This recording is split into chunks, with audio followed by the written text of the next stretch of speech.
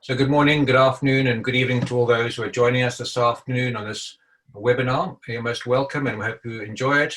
And also don't forget to use the question and answer button as well and interact and ask questions and have discussion as much as possible. This course, this webinar, is coming to you from the Hull Deformity Correction course, which we hold in Hull every year in June. It's co-hosted this afternoon by Professor Hemant Sharma, who together with me run this particular course. And we have a great national and international faculty who support us every year and come to this meeting and share their knowledge and expertise. And I think it's a really worthwhile and great meeting for many aspects. This afternoon's meeting is all about leg length discrepancy, and while it seems to be a fairly simple title, there are many aspects to the management assessment of leg length discrepancy, nuances which I'm hopeful will come up in the various talks and cases we present this afternoon. It gives me great pleasure to welcome two of our faculty members this afternoon, Elizabeth Mulder from Hull Teaching Hospitals, and a great warm welcome to Professor Reggie Handy from McGill University Hospital in Montreal, one of our international faculty who always support us very well at our meeting, and orthopedics, pediatric orthopedics in general around the world. So a great pleasure to have both of you with us this afternoon, and we look forward, as always, to hearing you talk, to the cases you present, and the discussion, arguments, and everything else that come up during the meeting and the course, and the questions. So I think we will continue, and what will happen, we'll give one talk, time for a few questions and answers if we have any, then the next talk, then perhaps a case, and then further questions as they come up, and we'll try and answer all of them within the hour of time we have. So enjoy this afternoon's webinar. Hope you participate as well. And so Liz, I'd be grateful if you could perhaps lead off with your talk. Yes, hi, good afternoon. Thank you for those of you joining us. If you've got any questions as we're talking, do put them in the chat function. It might be that one of my colleagues can answer your questions as I'm talking, or otherwise Gavin will be able to ask me at the end. Because there's not that many of us, that's great. It might even be we can unmute and have a bit of discussion around the questions as well. But do put them in whilst you think of them, and we can address those. So I am a consultant working at Hull University Teaching Hospitals. I do limb reconstruction with paediatrics. Most of my paediatric practice is limb reconstruction, although most of my limb reconstruction ends up being in adults, but that's because of a lot of that is trauma. But definitely limb length discrepancy assessment is one of the more common things that I find myself doing within clinic. And hopefully I'll be able to give you some instructions today on how to assess these patients and how to determine how to manage them. So I'm just going to share my screen and my slides for you. So what we're going to be talking about today, the assessment of limb length discrepancy. There's my email address there as well if anyone's got any specific questions that come to mind afterwards, or if you're watching this webinar later and want to address any questions to me, then please do. So what we're going to be covering is the importance of the clinical examination, and I think that's really key with limb length discrepancy. You can make the diagnosis almost all of the time by your clinical examination, and your clinical examination is especially important because it will change your management of the patient. It's not a radiological examination exclusively. I mean, x-rays definitely do help with your treatment, but the mainstay of the management is within the clinical examination. We'll also talk about which radiological examinations you should be getting, and to a certain extent when as well. So the aspects of the assessment that are important are, first of all, to confirm that there really is a leg length discrepancy in your patient, and then to give some thought to the cause, partly because it can change how you manage the patient, and it can also change the prognosis for the patient. So in terms of having a structure to your thought process for causes of leg length discrepancy, like most things, they can be congenital or acquired. The list of congenital causes is long. These were the kind of the top ones that I came up with off the top of my head, writing this before the font size started to get too small, but you could carry on for a very long time with the different causes. And we'll touch a little bit on each of those and how to diagnose them, but really you need to deep down understand each of those potential congenital causes in order to know what you're examining for, and that certainly outweighs the 15 minutes available to us today. Acquired is, as always, a trauma, infection and tumour, and there's the most common tumour that would be causing leg length discrepancy in children is hereditary multiple exostoses, because of how they affect the growth at the physes. But then of course you could have, for each of those, trauma, infection and tumour, they can affect your leg length either because of the condition itself, so it could cause growth arrest, or because of the treatment. The surgical treatment could damage the bone or the physis or lead to shortening and therefore a leg length discrepancy. So many ways that you could have an acquired leg length discrepancy with those. So to examine the patient, you ideally need them completely undressed in their lower half with just their underwear on. If they're going to be sensitive to feeling a bit exposed, then having a gown on the front but open on the back, but ideally as short as possible. You want to see as much of their legs as you can. And just start by examining them and looking for if there's pelvic tilt. That can be surprisingly hard to assess, especially in more overweight children. There's a few things that you can do.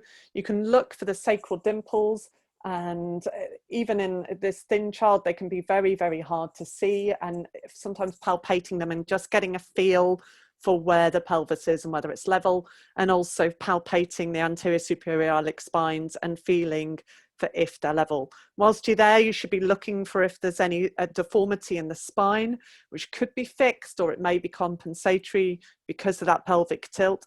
Children are fabulous at compensating for a leg length discrepancy. Ultimately, you want your head to feel level on top of your shoulders, and so they will tilt their spine, they will flex the knee, hyperextend the knee, go on tiptoes, put the foot into varus or valgus, do all sorts of things in order to feel level. So you're looking for all of these things and just feeling for where that patient is standing.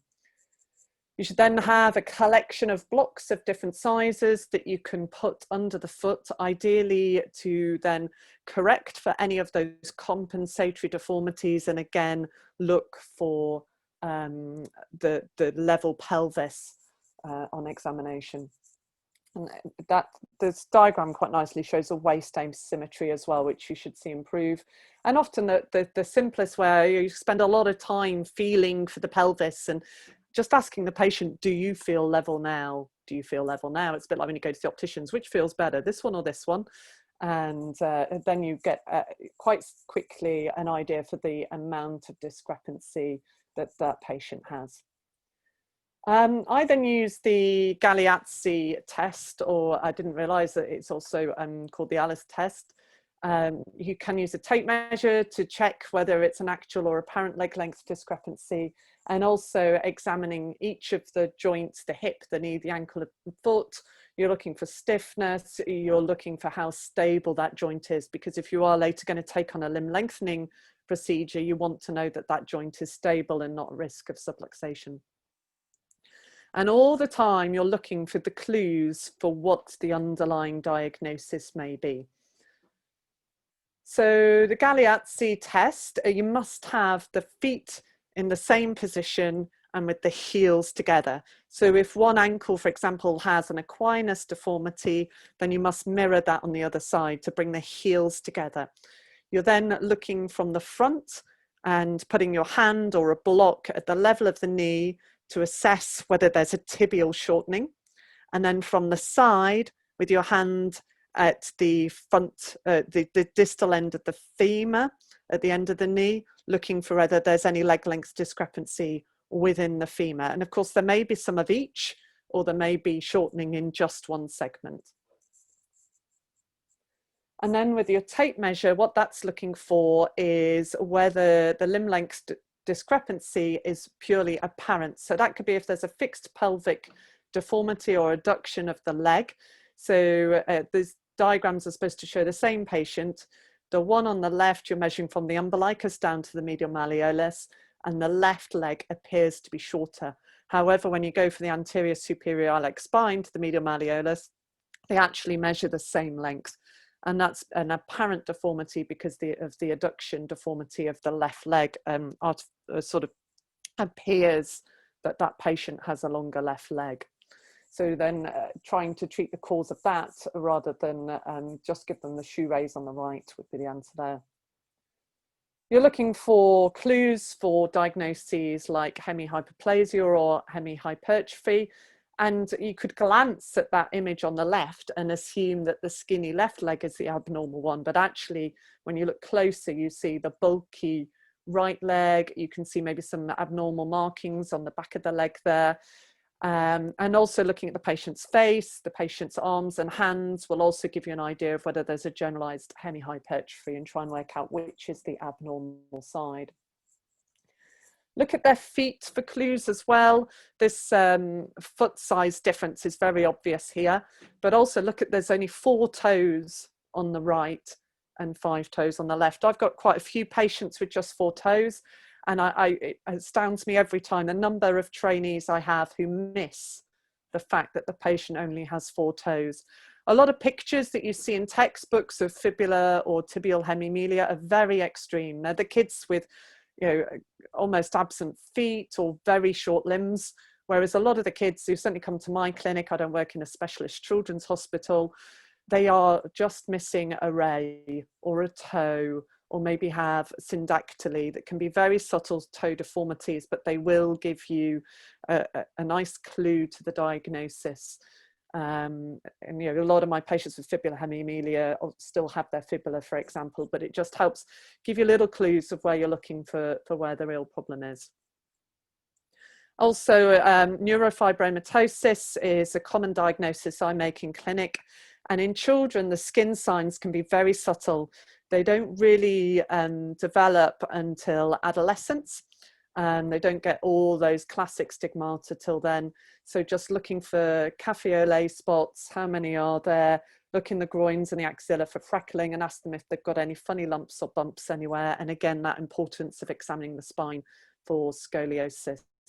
So these are all things that you're adding to in your diagnoses and looking for a cause. So then you're moving on to specialist investigations, and I'm going to tell you about Daniel, who was referred to me from a colleague. Daniel had been referred to him because of a leg length discrepancy, and Daniel only has 4 toes, possibly 3 actually. I think he's got 4 toes on his right leg.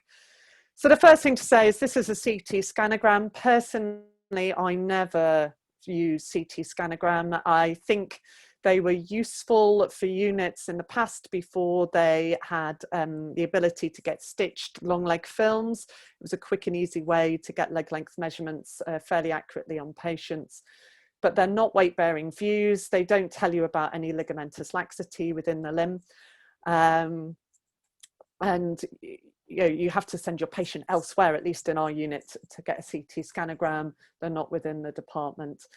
So yeah, I don't use them at all. And yet I find every time I ever speak about deformity, mechanical access, limb length discrepancy, somebody asks me when I use a CT scanogram.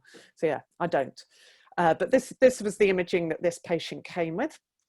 When I met him, he was coping really well with his shoe raise. And of course, that's all part of your assessment, is the history. And the simplest way to manage a leg length discrepancy, as I'm sure Dr. Hamdi will go on to explain as well, is definitely with a shoe raise.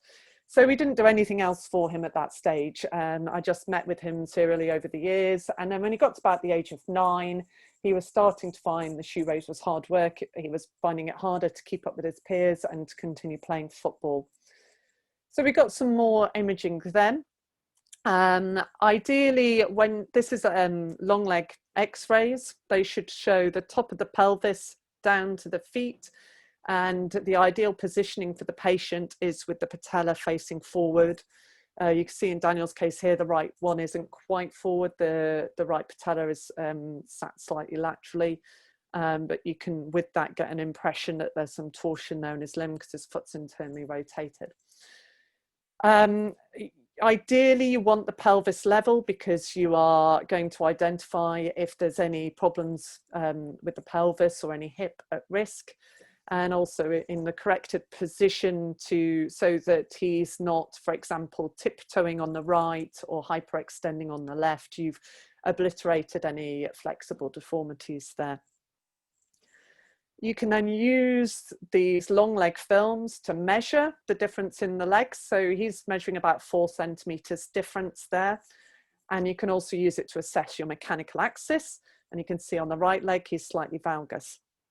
And then you can measure the individual bone segments to understand how much of that discrepancy is within the femur and how much of it is within the tibial segment.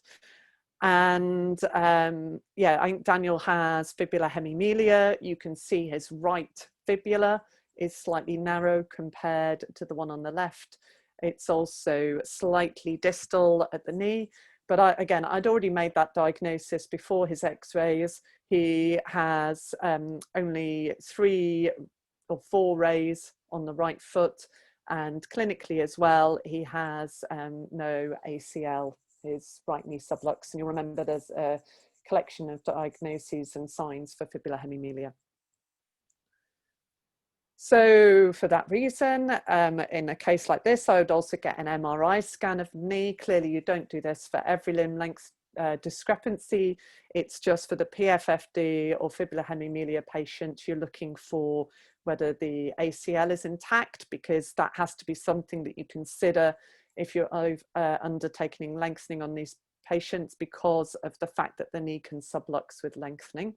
So when it comes to specialist investigations, you'd consider this. And you may also consider foot x-rays. These were from when he was younger. And yeah, it's 4 rays he has there in that foot, and tarsal coalition. And on his front view of his ankle as well, you can see a ball and socket ankle joint forming.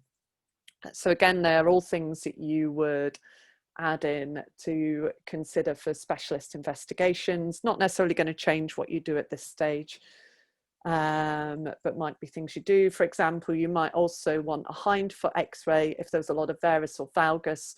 The other thing I should say, with those long length films that we did, you've got to bear in mind that there may be some hindfoot shortening, either because of varus valgus or because it just is shorter, and also it's shortening above the level of the hip joint. That adds to the overall obliquity and inequality in the patient's limb. So some more specialist investigations you may want to consider. If there's hemihyperplasia, you should be organising an ultrasound of the abdomen, especially in children under 5 years, because of the risk of Wilms tumour, kidney tumour. You might want to refer the patient to a geneticist, especially if you're suspecting neurofibromatosis type 1 or Beckwith-Wiedemann syndrome. If it's trauma, infection, tumour, you might be wanting an MRI, perhaps to rule out active infection, or a CT scan if you're looking for something like a physeal bar after trauma. So tailor your examination to your history and your clinical examination findings. So your role when assessing patients with limb length discrepancy, you're a detective, really looking for the cause and really thinking about what's going to be best for the patient. It can be great fun. I love having a new patient come to clinic with a limb length discrepancy, because it's pretty rare they come with their diagnosis. And it's often quite surprising what you pick up. You know, the family who never knew that dad's lumps and bumps were neurofibromatosis, or, you know, the short stature, or, you know, when you unpick in the family history, sometimes it's incredible what you find. And you then have an important job to tailor what you find to your subsequent investigations, and then building that relationship with the patient and their family, and hopefully equalising their legs in the best way you can.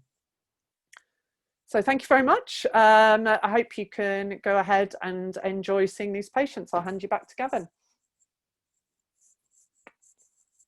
Any questions? So thank you very much, Liz. It was excellent. A lot of information there and good tips and tricks about when assessing patients, and again, being a bit of a sleuth when you come into the diagnosis. And I think all a very good point you made towards the end there is that it's all very well making limb length discrepancy diagnosis, but also the background to it, but also then taking all that, and I'm sure we'll hear this from Reggie, is putting that together for each individual patient and situation. We don't, oh, hang on, there are two questions that just popped up now. So, question for you.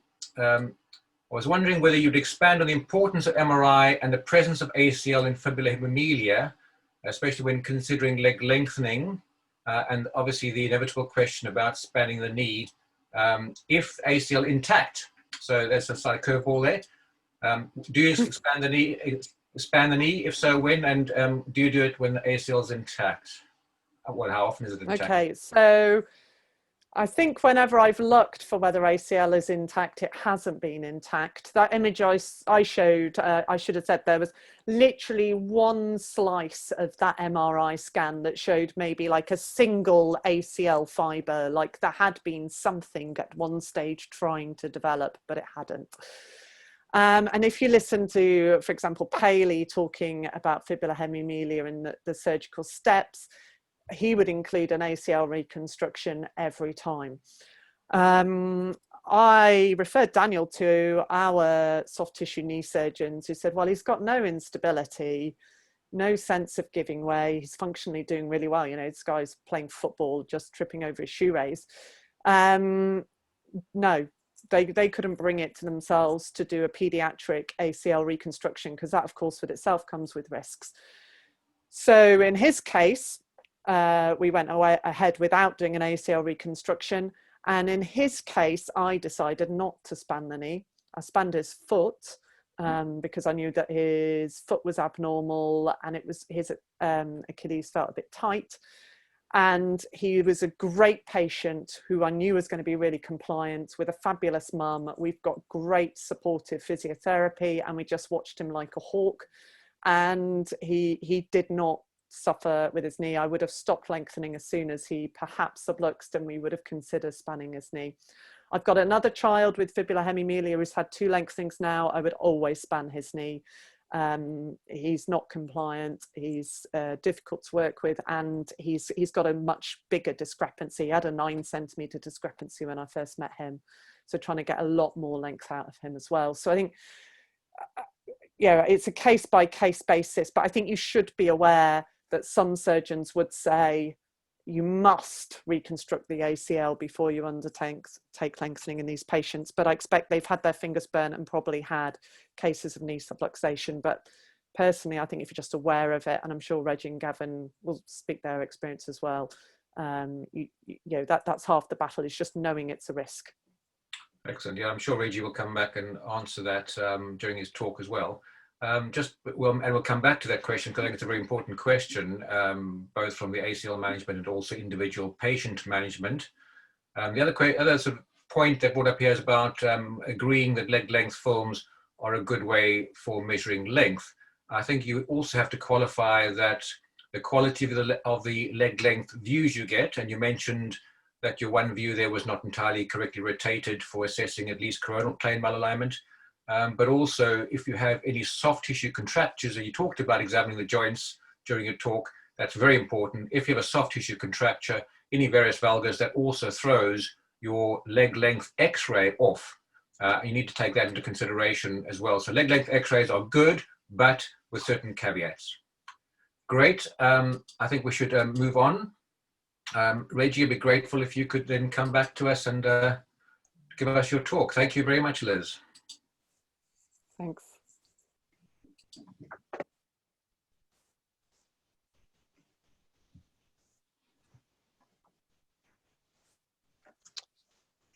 Well, good morning and good afternoon, everyone. First, I would like to thank Hemat, Gavin, and Liz for organizing this really nice webinar and asking me to join them. And I'm really happy to join you.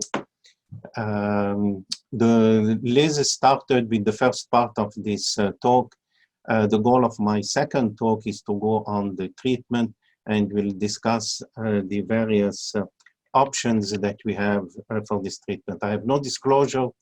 That's how it is in Montreal in Canada now. It's a mild winter, but we have greetings from there. So the whole goal of this presentation is what are the options that we have for treatment of LLD. First thing is non-surgical methods, and as Liz just mentioned, either we do nothing if the discrepancy less than 2 centimeters. Shoe lift, it's the first line of treatment. Extension prosthesis, it's really for huge discrepancies and mostly when surgery cannot be done. Then we have the surgical options. The surgical options include number one, shorten the limb or stopping the growth of the limb, either by an epiphysiodesis, contralateral limb before skeletal maturity, or acute shortening after skeletal maturity. Then lengthening of the short limb, one or more lengthening, and we'll spend really most of the talk on this because this is evolving over the last few years, and lengthening has gained huge popularity in the management of LLD. Van Ness rotation plus the amputation, I will not mention them because these are very, very rare options that we have to do except in congenital limb deficiencies. Or we have a combination of any of the above. For example, we can have a shoe lift and epiphysiodesis and the lengthening, and we'll discuss this in 1 second. However, before deciding or before planning for the treatment, there are some points really that you have to consider. The first thing is what's the age of the patient. The importance of this is that if the patient is skeletally immature, the LLD that he has is evolving. If we see an 8-year-old patient with an LLD of 2 or 3 centimeters, it's not going to be the final LLD. So all the treatment plan depends on the expected discrepancy at skeletal maturity. So we have to deal with the LLD when the child presents to the clinic, and we have to calculate what's the final LLD at skeletal maturity if we don't do anything, and the treatment is based on this. If skeletal mature, obviously it's a static LLD. Magnitude of the discrepancy is extremely important. If you look at the 2 X-rays on your right-hand side, the left one is a mild LLD, the second one, it's a huge LLD that often we see in congenital limb deficiency. What's the cause of the LLD? And that was mentioned by Liz again, is that we rarely treat an LLD separately. And in many cases, it's part of a generalized or part of a syndrome or part of a deficiency. And we have to deal with the associated pathologies and deformity. What is the functional status of the patient? Is this patient ambulatory or wheelchair bound or an athlete? So for example, if the patient is non-ambulatory, really there is no point in correcting 1 or 2 or 3 centimeter LLD. However, if he has an athlete, then it changes the whole approach. And finally, what are the expectations of the patient and family from the treatment? So once we have answered these questions and we know all the options, that's a general scheme, general guidelines that is continuously evolving. These were not the guidelines 5 or 10 years ago. So we'll go through them quickly. Here on the left, we have skeletally immature, on the right, skeletally mature. Discrepancy of 0 to 2 centimeters, everyone I think will agree that you can ignore this or a tiny shoe lift.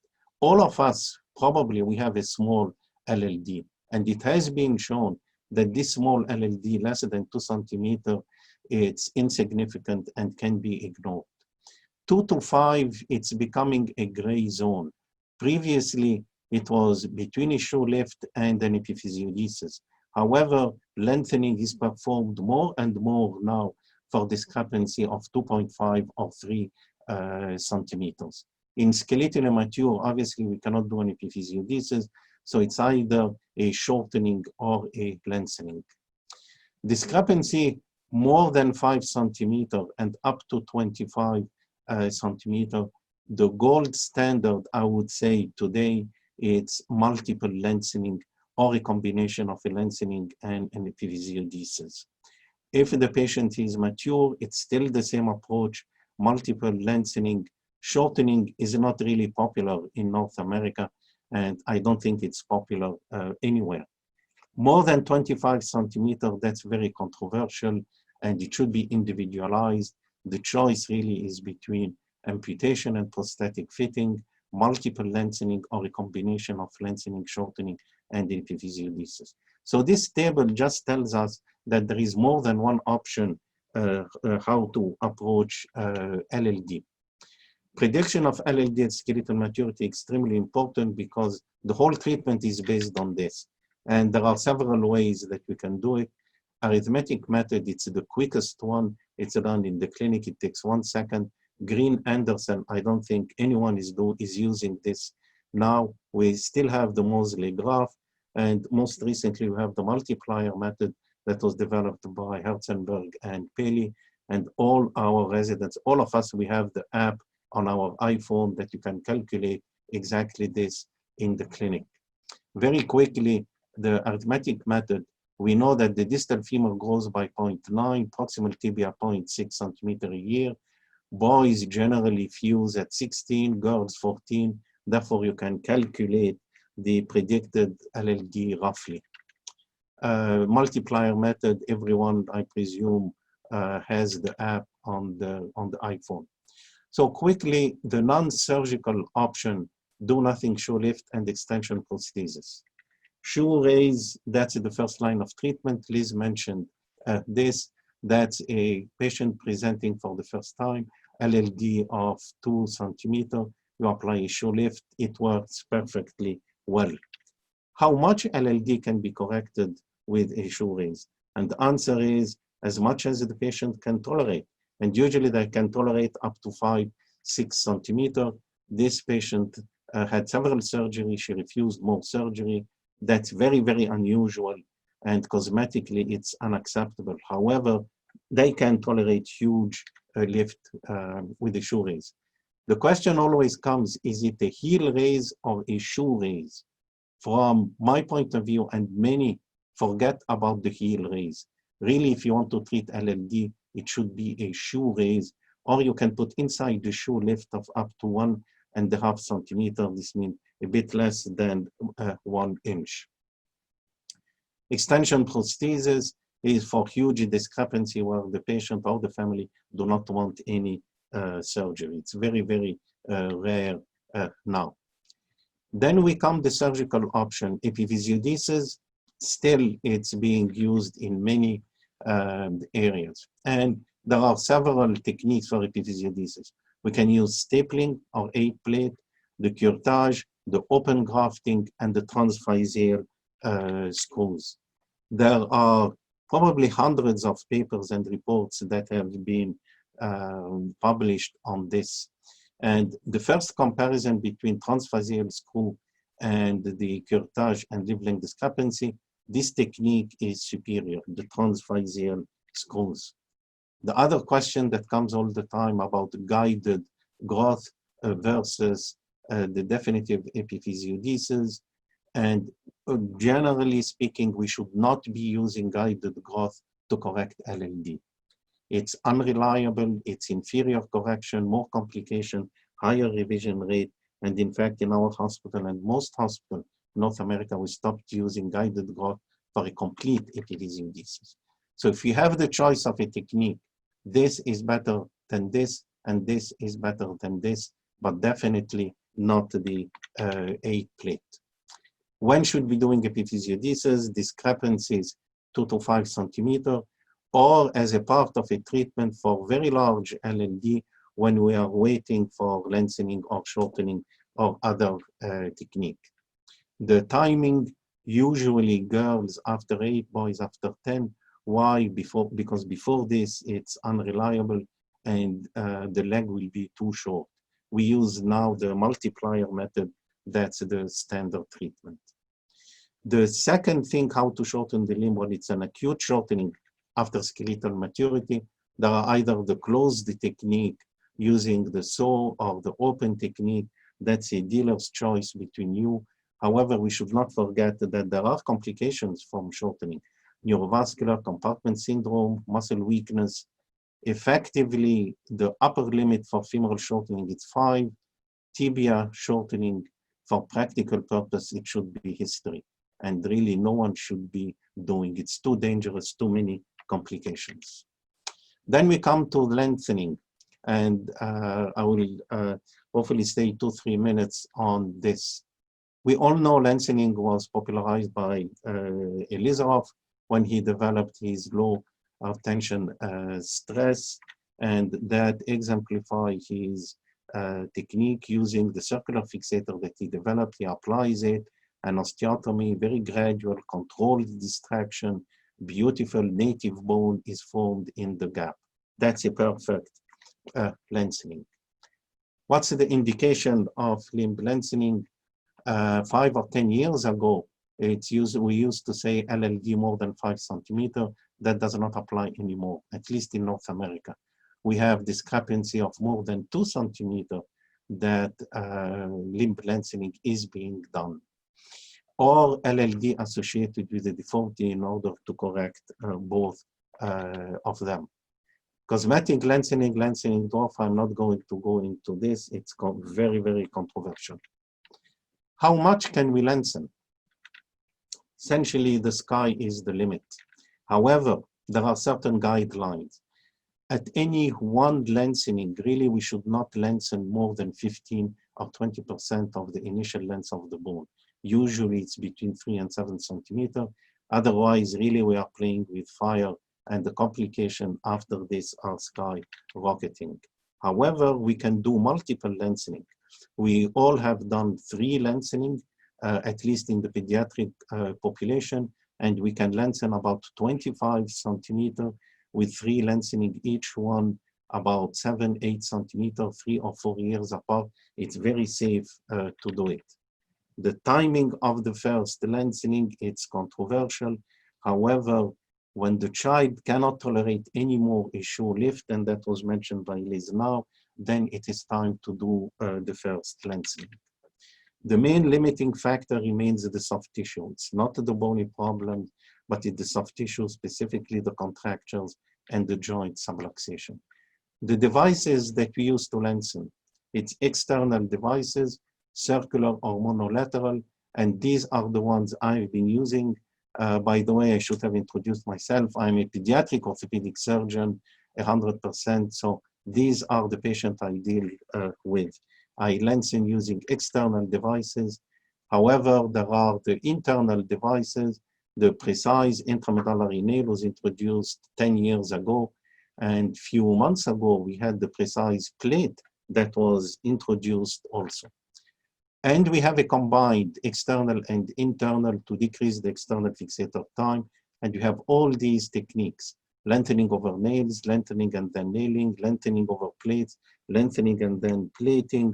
They are not very, very popular because of the risk of infection. So at the end, the choice of device, it's really a dealer's choice. Availability of the device, the surgeon preference and experience, and the financial capabilities and resources present. Just to mention, an Elizarov frame costs few $100s. We use again the rings, so it's only the K-wire, while a Precice nail costs about $20,000. All types of external fixators are present. It's your choice. One last word about the intramedullary, and there are mechanical, there are electrical, and there is magnetic. The one that is being used in North America, 99% of the places, it's the Precice nail using an external remote magnetic control. I think all of us, we know what's the Precice. It's being used also all over the world if you can afford it. Hundreds of articles have been published on the Precice, on the techniques, and there is no question that for an adult, compared to the external fixator, it has lots of advantages. That's a journal, a issue just published about a month or 2 months ago It's beautiful for anyone who is using the motorized internal lengthening device. We should read this. Indications, it's adolescents and adults. The limiting factor, the most important one, it's the smallest diameter of the Precice is 8.5. Previous infection, financial cost. However, if we can insert it in small bones, then it can be done in 8 and 10 years old adolescents. Does it affect the mechanical axis? The answer is no. If the lengthening remains about 7 or 8, and that has been beautifully shown by Peter Calder from England when he showed his study, contrary to what Herzenberg was saying, that it moves the mechanical axis. I'll finish with 2. We just had the Stride weight-bearing internal lengthening nail. That's a Precice 3rd generation. And the advantage of this, it's made of stainless steel versus titanium, therefore allows earlier weight bearing, allows compression, no need to give anticoagulants. Finally, something that was introduced 2 months ago, it's the Precice plate, where we can use it in the pediatric population without really going through the gross plate. However, really, there isn't much written, or there is nothing still written on the Precice plate. My personal preference, I am a pediatric orthopedic surgeon. I love the monolateral for the femur and the circular one, whatever you want to use for the tibial nail. Why? Still, external fixators are so versatile that really you can deal with any complication, something you cannot do with internal devices. I don't think I will go into the complication because that's by itself, it's a huge talk. I think I will stop here and I'll be ready to answer any questions. Thank you. Excellent. Thank you very much, Reggie. That was an excellent talk. A lot of information going on there as well. If you stop sharing your screen. There we go. That's great. So we have a question coming up. Let's see, any questions? Yeah, I have the first 2. What is your most used technique for limb lengthening? As I just mentioned, I am a pediatric surgeon 100%. And if I have to do lengthening the femur, I use now the monolateral, I use the advanced LRS system, the advanced limb reconstruction system. The beauty with this is that it has clamps that can correct any sagittal or coronal deformity. So you can correct the valgus varus. I put the frame, for example, in the femur, I put it into valgus.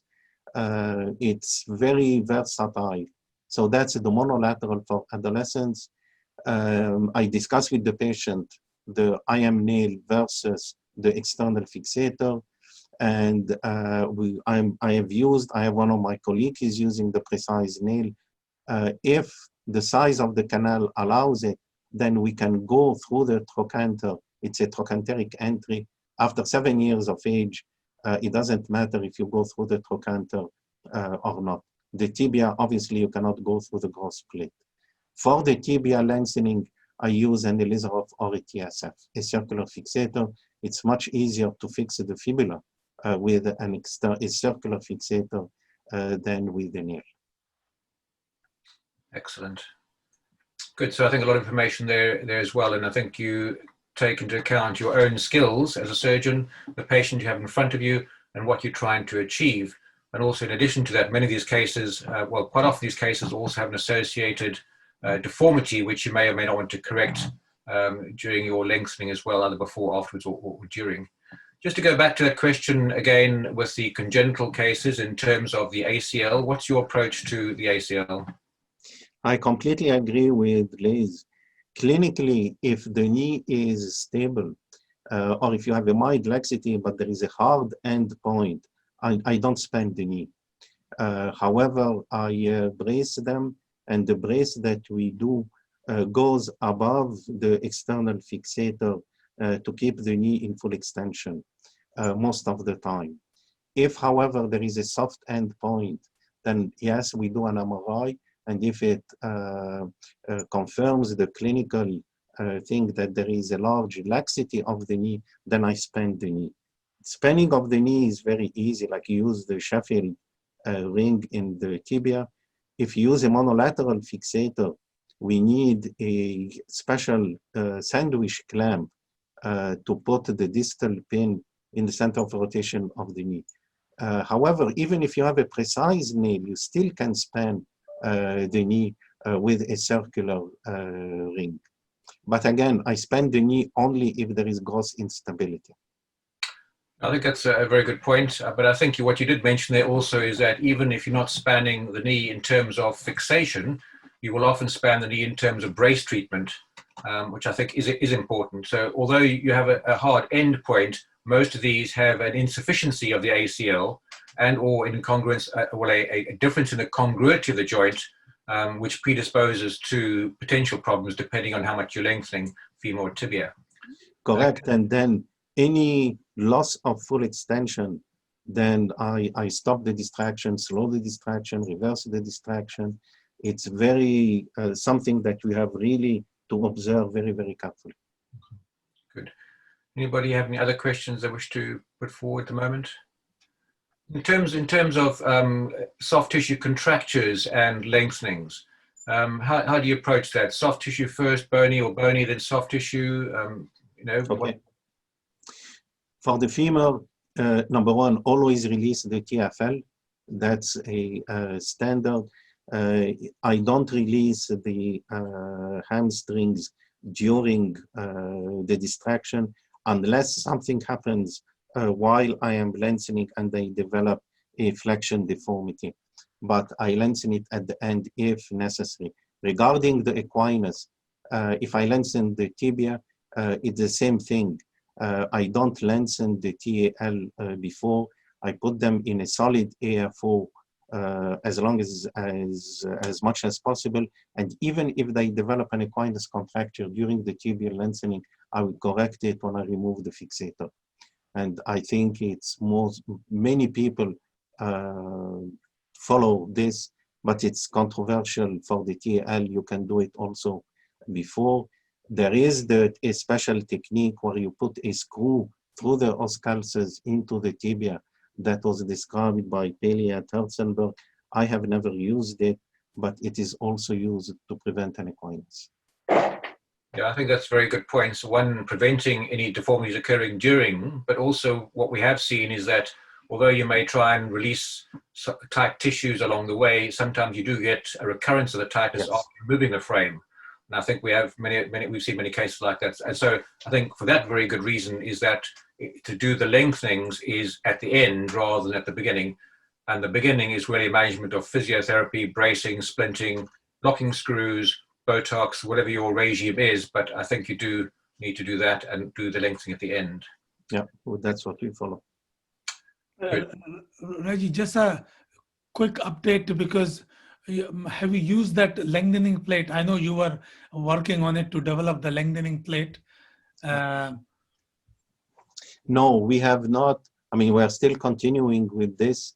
And the last thing, they used the Precice nail extramedullary.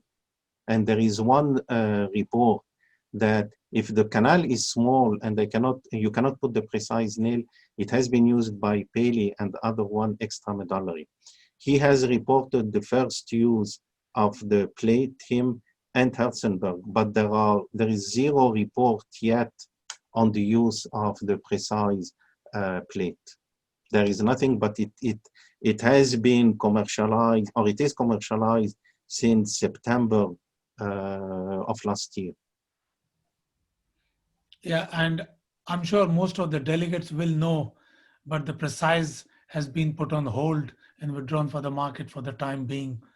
I'm sure it will be introduced soon, but it's off the market at present. It has been put on hold in North America for 3 months or 4 months. However, it has not been, to my knowledge, it has not been withdrawn because we are using it in my hospital. So it's the available Precice, you can continue to use them. The other ones, the new ones, they are on hold. But as I said, to my knowledge, it was not withdrawn. Excellent. Well, thanks very much. Two great talks, lots of information for everybody to think about, and to hopefully people made notes. Any more questions? We still have a few minutes to go. Any ideas you want to bring forward, discussion points? Okay, if not, Hemant, do you want to say a few things perhaps about the next webinar? I think we've got a few minutes. So Reggie, do you have a case? If you have, you can show that and then we can go into that. Yeah. Okay, I can present one, yeah. Okay, excellent.